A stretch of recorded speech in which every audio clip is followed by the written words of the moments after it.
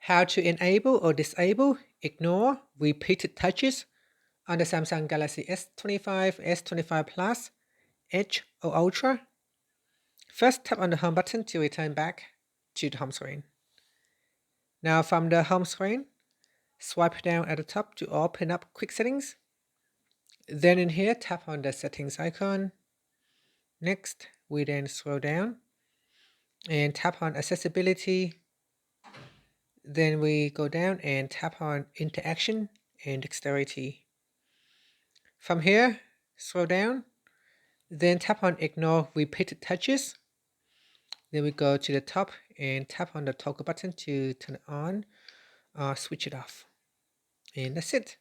Once it is turned on, you can also readjust the time duration for which it will ignore repeated touches. And that's it.